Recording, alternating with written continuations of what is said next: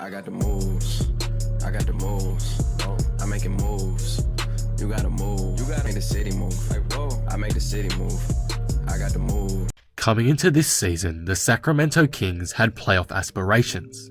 After a great 2018-19 season where they barely missed out on a playoff spot, the future looked extremely bright for the Kings, and many expected them to take the next step this season and be a playoff team. However, that hasn't happened, and they have finished the year as a disappointing 11th seed with a record of 28-36. So, what went wrong for the Sacramento Kings this season? How did such a promising young team fall back into irrelevancy this year, and where do they go to next? I'll be going over that in today's video. If you're new here and enjoy the video, be sure to subscribe for more NBA content like this, but with that being said, let's talk about the Sacramento Kings. Lucas. The Sacramento Kings have finished the season as the 11th seed with a record of 28-36, and that's pretty disappointing. For most of the season, they were floating around the 10-14 seed and haven't really ever been close to jumping into the playoff picture. So why did the Sacramento Kings have such a poor year? Were any players playing poorly or regressing?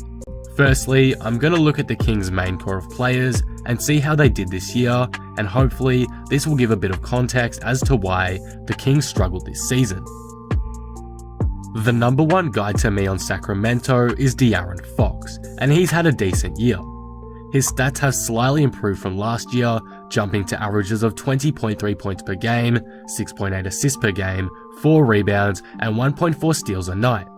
He is shooting good as well, 47% from the field. However, his 3-point percentage has taken a big turn downhill, shooting 30% this year compared to his 37% from the season before. One thing that I've unfortunately noticed about De'Aaron Fox this year is the limited amount of attention he got compared to last year. He was one of the most popular young guards in the league last year, but for some reason was barely talked about. Maybe it's due to him being on Sacramento, or maybe he hasn't taken a big enough leap this year to earn attention from major media outlets, but Fox has been really good again this year and needs some more love for sure. Buddy Hield is the next player on Sacramento I want to talk about, because his tale this year has been very interesting to follow. After demanding extra money from his contract extension, he received it and then started dominating, going on an insane hot streak. He would cool off a bit, but Buddy Hield was still putting up great stats of around 20 points a night with 3 assists, and he was shooting amazingly from 3, just under 40%. Then, for some reason, he got suddenly moved to the bench, which I think Luke Walton decided to do to most likely allow Bogdanovic to thrive in the starting lineup, which was a bit confusing to me at first, and especially for Buddy. Now, don't get me wrong, he's actually been really good off the bench this season, averaging great stats since moving there, and they are above his rest of season average, but he's expressed his frustration with that role, and it's starting to become likely he actually requests a trade this summer due to it. Overall, Buddy's had another good season for the Kings, but he has seemingly plateaued as his stats across the board have not seen any major improvement. Whether it's due to his new role or if the growing frustration with the franchise plays a part of it, I'm not sure. But at this point, I think it's starting to become increasingly likely that Hield does not spend another year with the Sacramento Kings organization. Another player who has plateaued and has had a very disappointing year to me is Marvin Bagley. After a solid rookie year where he averaged almost 15 and 8 a game, Bagley has seen no improvement whatsoever across the board. This season, he averaged 14.2 points per game and 7.5 boards and shot 46% from the field, a 4% decline. This may be due to the poor coaching, which I'll talk about in a bit, but he really just hasn't taken the next leap everyone was hoping he would. Now, when looking at the 2018 NBA draft, it looks like drafting him was a terrible decision on the Kings' behalf, considering Luka Doncic, Jaren Jackson Jr. and Trae Young were all taken right after him. Hopefully next season, things can improve for Bagley, because he has a lot of potential. Unfortunately though, he's added to the big disappointment this season was for the Sacramento Kings. However, this season wasn't all doom and gloom for the Kings. A couple players I really enjoyed watching who had great seasons themselves were Bogdanovic and Richaun Holmes. Whilst Bogdanovic didn't necessarily improve stats-wise this year, he was one of the most fun players to watch on the team, and he never seemed to miss a shot in the clutch. Richaun Holmes also was exciting to watch, and he's become a top 5 underrated player in the league to me. He's broken out this year and averaged 13 and 8 on insane efficiency. Due to his great year, it caused Dwayne Dedmon to request a trade because he took over his role.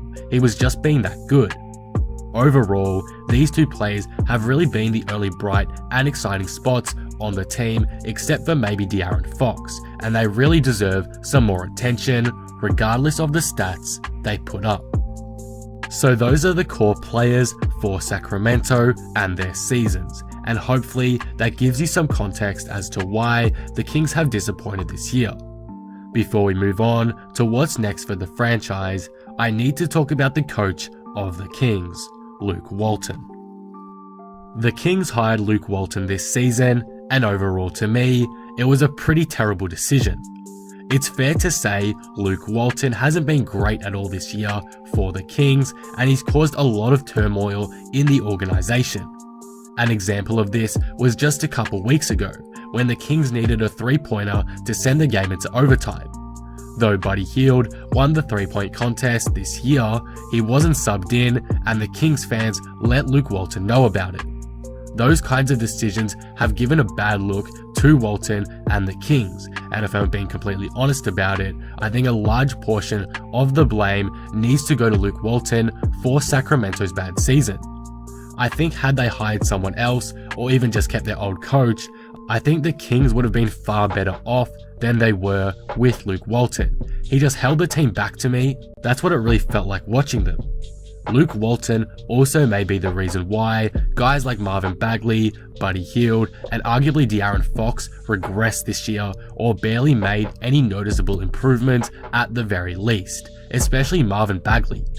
Bagley wasn't given the opportunity to make developments in his game, as he had virtually the exact same role as last year, and wasn't really allowed to broaden his horizons in his game. Experience to me is the best way to develop a player, and Bagley did not get any new experiences this year to expand his game from last season. Overall, Walton just hasn't been a good fit for the Kings, and hopefully he is fired this off-season, because I do not see him working long-term with Sacramento. So that's why the Kings have disappointed this season. It's in large part to Luke Walton, and also due to some players not taking the next step they were expected to. So what's next for the Sacramento Kings? What do they do this off-season to ensure they return to the playoff race next season? The first thing I think they should do is fire Luke Walton. As I mentioned before, he hasn't been what the Kings were expecting, and overall didn't really improve the team. I think his game plan doesn't suit Sacramento, and he's unfortunately holding some players back like Buddy Hield and Marvin Bagley. The next thing I'll look at is trades the Kings could potentially make. I think the Kings should probably trade away Buddy Hield, if he requests a trade that is, which I'm expecting him to do. In return, I think they should go for like a 6-man type of player. I can't really think of anyone in particular, but a guy like Jordan Clarkson or something like that kind of player in that kind of role. If Hield doesn't make a trade request, then I don't think trading him is necessary, but the Kings do need to make some moves this offseason, because simply running it back isn't going to get them far. If we look into free agency, this is probably a better area for the Kings to target over trades, in my opinion.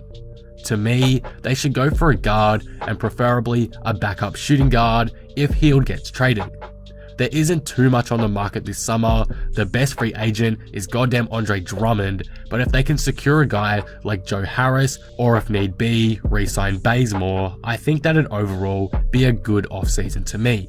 Nothing special, but a pretty decent one.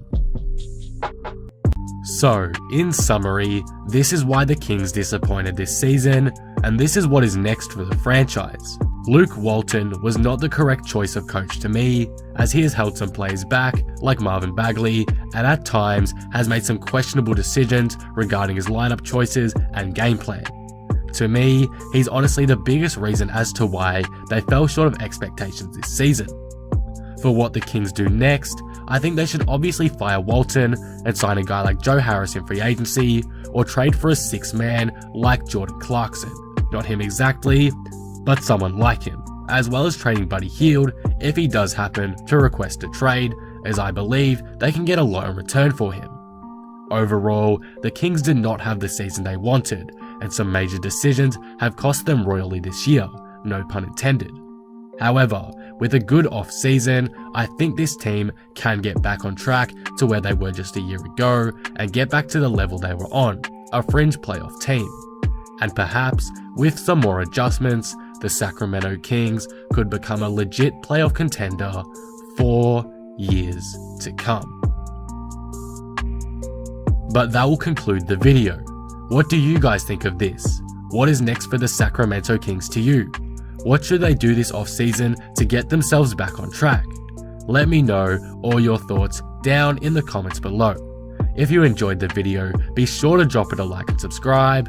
But with that being said, I am out. Peace.